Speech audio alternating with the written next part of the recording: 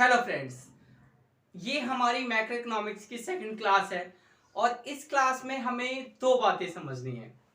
पहली बात तो ये कि जब ग्रेट डिप्रेशन आया था अमेरिका में, आपको पता है, तो कीन्स ने उस ग्रेट डिप्रेशन से बाहर निकलने के लिए क्या सॉल्यूशन दिया था।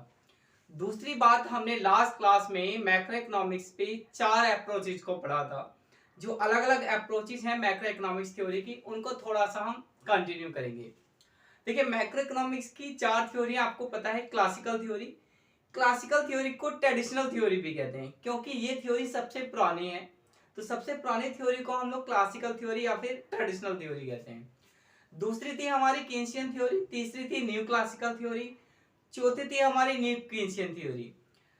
जो कीन्सियन थ्योरी है और जो क्लासिकल थ्योरी है वो पहले की बात हो गई है। आज की बात करें, अगर मॉडर्न इकोनॉमिक्स की बात करें, तो जितने भी मॉडर्न इकोनॉमिस्ट हैं उनमें से कुछ लोग क्लासिकल थ्योरी को फॉलो करते हैं, कुछ लोग कीन्सियन थ्योरी को फॉलो करते हैं। जो लोग क्लासिकल थ्योरी को फॉलो करते हैं उन्होंने क्लासिकल थ्योरी को अपडेट करा, और अब जो अपडेटेड क्लासिकल थ्योरी है हम लोग उसको बोलते हैं न्यू क्लासिकल थ्योरी।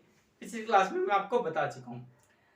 कुछ ऐसे लोग जो मॉडर्न इकोनॉमिस्ट जो कीन्स की थ्योरी को फॉलो करते हैं, उन्होंने कीन्स की थ्योरी को अपडेट करा और कीन्स की अपडेटेड थ्योरी को हम लोग बोलते हैं न्यू कीन्सियन थ्योरी।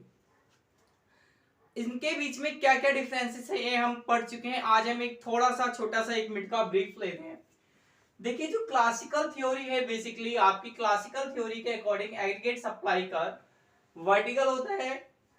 कीन्सियन थ्योरी के according aggregate supply curve it may be upward sloping, it may be horizontal.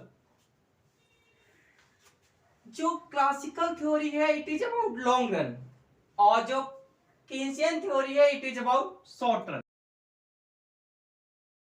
Classical theory जब मैक्रो इकोनॉमिक्स थ्योरी को एक्सप्लेन करती है तो वो इस प्रोडक्शन फंक्शन का यूज करती है, where y is standing for GDP, you know labour, l is standing for labour, k is standing for capital and f is standing for function, and this is production function. तो जो classical theory है वो एक long run theory है और वो production function की help से एक्सप्लेन करती है मैक्रो इकोनॉमिक्स की थ्योरी को। ऑन दी अदर हैंड जो हमारी Keynesian theory it is short run theory, और ये मैक्रो इकोनॉमिक्स को एक्सप्लेन करती है with the help of this equation. In this equation y is standing for income and AD is standing for aggregate demand, that is spending. देखिए, आपको पता है आप जितनी डिमांड करते हो उतनी ही आपकी स्पेंडिंग होती है, उतना ही आपका खर्चा होते हैं। और एग्रीगेट डिमांड के अंदर आपको पता है C आता है, I आता है, G आता है, और आता है हमारा x माइनस एम, यानी कि नेट एक्सपोर्ट। अब अगर हम ओवरऑल कंक्लूजन की बात करें कि क्लासिकल थ्योरी और कीन्सियन थ्योरी में जो डिफरेंसेस हैं उनके बेस क्या है, तो बेसिकली 3 बेसिस पे ये लोग डिफरेंस क्रिएट करते हैं। जो पहला बेस है, पहले आप नोट कर लीजिए और अब आपकी स्क्रीन पे देखिएगा। यहाँ पर क्लासिकल थ्योरी और कीन्सियन थ्योरी को एक्सप्लेन करने के लिए उनके बीच के जो डिफरेंसेस हैं, 3 बेस का यूज करा है। पहला बेस तो है जो आपकी डिमांड है और जो सप्लाई है, इनका रोल क्या है।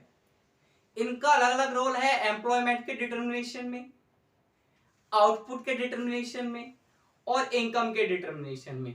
एग्रीगेट सप्लाई और एग्रीगेट डिमांड का रोल क्लासिकल थ्योरी में अलग है, कीन्सियन थ्योरी में अलग है। क्या है, लास्ट क्लास में हम पढ़ चुके हैं।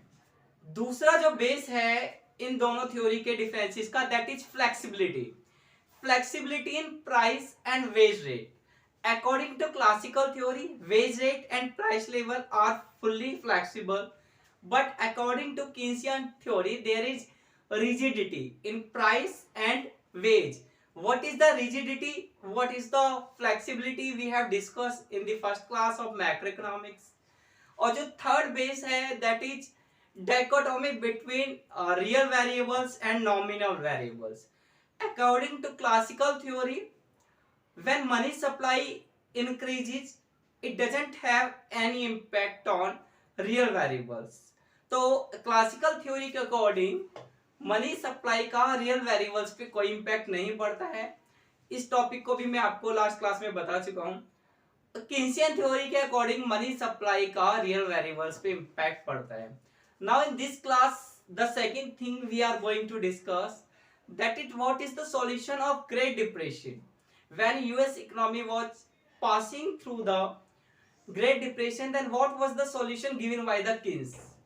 तो Keynes ने जो solution दिया था ग्रेट डिप्रेशन की सिचुएशन से बाहर निकलने के लिए, उन्होंने ये कहा था कि अगर हम इकोनॉमी में इन्वेस्टमेंट करते हैं तो इन्वेस्टमेंट करने से एग्रीगेट डिमांड बढ़ती है और दूसरी तरफ इन्वेस्टमेंट करने से लेबर की डिमांड भी बढ़ती है।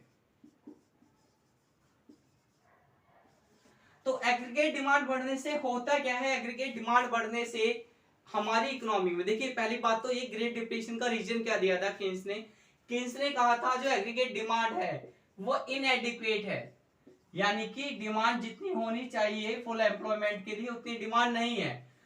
तो उन्होंने कहा कि इन्वेस्टमेंट करने से एग्रीगेट डिमांड बढ़ेगी और जो आपकी डिमांड की डेफिशिएंसी थी वो खत्म हो जाएगी। दूसरी तरफ लेबर की डिमांड बढ़ेगी, लेबर की डिमांड बढ़ने से क्या होगा, एम्प्लॉयमेंट बढ़ेगा।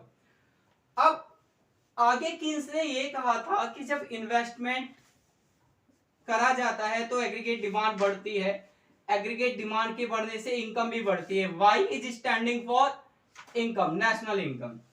तो रिजल्ट ये है कि अगर इन्वेस्टमेंट बढ़ेगा तो इनकम भी बढ़ जाएगी।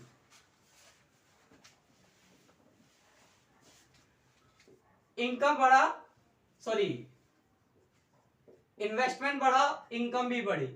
अब उन्होंने आगे कहा है कि जितना भी आप इन्वेस्टमेंट बढ़ाओगे इनकम उससे ज्यादा बढ़ेगी।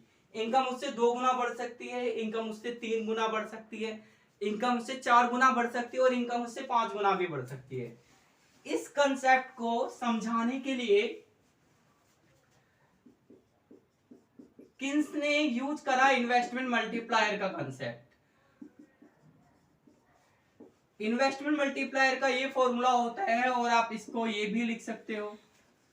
तो किन्स ने कहा इन्वेस्टमेंट मल्टीप्लायर के अकॉर्डिंग जब आप इन्वेस्टमेंट को बढ़ाओगे तो इनकम बढ़ेगी और इनकम उससे कई गुना बढ़ेगी। कितना गुना बढ़ेगी ये डिपेंड करेगा एमपीसी पे। तो उन्होंने इन्वेस्टमेंट मल्टीप्लायर की हेल्प से ये समझाया कि आप इन्वेस्टमेंट बढ़ाओ इनकम बढ़ जाएगी। आप इन्वेस्टमेंट को भी बढ़ा सकते हो इनकम बढ़ाने के लिए, आप गवर्नमेंट के एक्सपेंडिचर को भी बढ़ा सकते हो इनकम को बढ़ाने के लिए। तो फाइनली उन्होंने इन्वेस्टमेंट मल्टीप्लायर का कंसेप्ट दिया। Now question is that investment multiplier क्या है। तो आप लोग इन्वेस्टमेंट मल्टीप्लायर को स्कूल स्टैंडर्ड पे पढ़ चुके होंगे, 12th स्टैंडर्ड पे। सीबीएसई बोर्ड में होता है मैक्रो इकोनॉमिक्स में, अलग अलग बोर्ड अलग अलग स्टेट के होंगे। तो आई होप आपने पढ़ा होगा इन्वेस्टमेंट मल्टीप्लायर क्या होता है। अगर आपने नहीं पढ़ा है तो आप एक काम कीजिएगा, हमारे चैनल की प्लेलिस्ट में क्लास 12th की इकोनॉमिक्स पे कुछ वीडियो है, वहां पर एक क्लास है इन्वेस्टमेंट मल्टीप्लायर की। आपको एक ही क्लास में सारा कॉन्सेप्ट समझा दिया जाएगा, तो आप चाहो तो उसे देख सकते हो। अगर आप इससे फैमिलियर हो देन इट इज गुड। आज की क्लास में हम लोग इतना ही पढ़ेंगे। नेक्स्ट क्लास में हम क्या पढ़ेंगे ये मैं आपको बता देता हूँ। नेक्स्ट क्लास में हम लोग इन्वेस्टमेंट फंक्शन के बारे में पढ़ेंगे। तो मिलते हैं नेक्स्ट क्लास में। Till then good bye.